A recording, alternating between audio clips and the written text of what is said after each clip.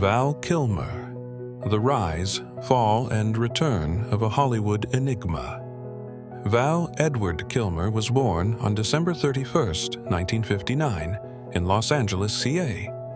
His father was an aerospace equipment distributor and real estate developer.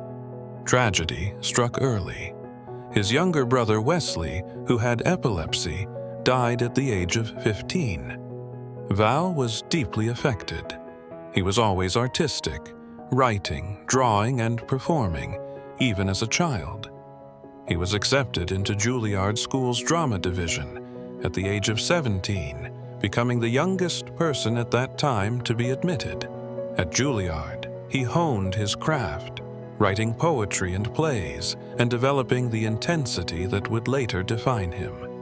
Kilmer made his film debut in Top Secret 1984, a spoof that showed off his comedic timing and musical chops. Yes, that's him singing. He followed it with Real Genius 1985, which became a cult hit. Then came Top Gun 1986. As Tom "Iceman" Kazansky, Kilmer was cocky, cool, and commanding. He wasn't the hero, but he stole every scene. Top Gun launched him into the Hollywood stratosphere.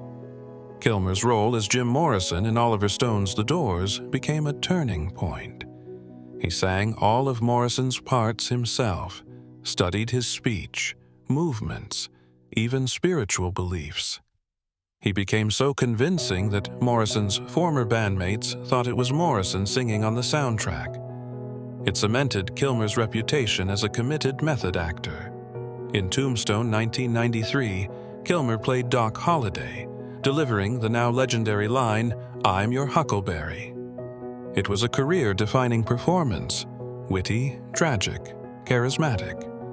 Then came Batman Forever 1995, stepping into the cape after Michael Keaton. Though the film was a hit, Kilmer clashed with the director Joel Schumacher and didn't return for a sequel. Behind the scenes, Kilmer earned a reputation for being difficult. Directors said he was intense, stubborn, and often fought for creative control. He later admitted he was misunderstood, saying, "I wasn't trying to be difficult, I just took it seriously."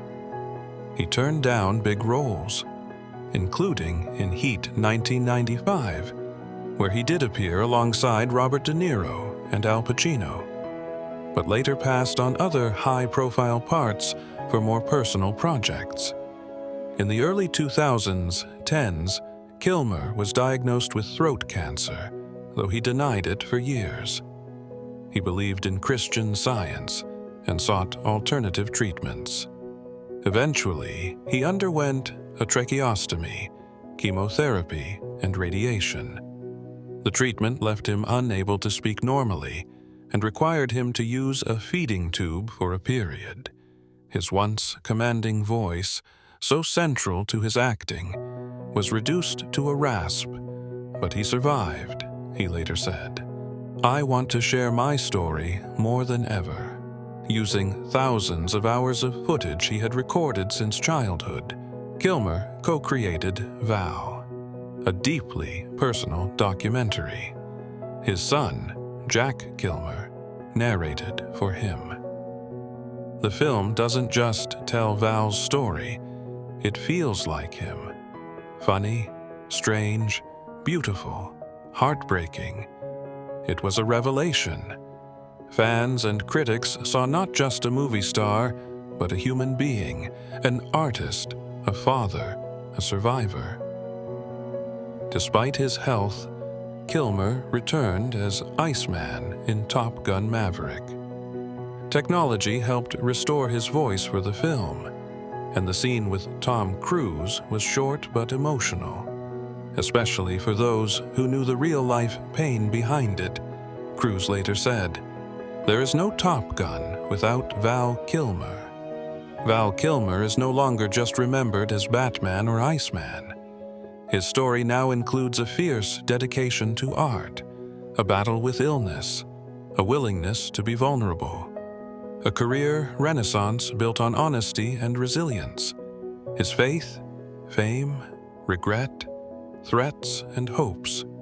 I've lived a magical life. I've laughed at the odds. I've played the fool. I've taken chances. I've had heartbreak, but I wouldn't trade it for anything. Val Kilmer.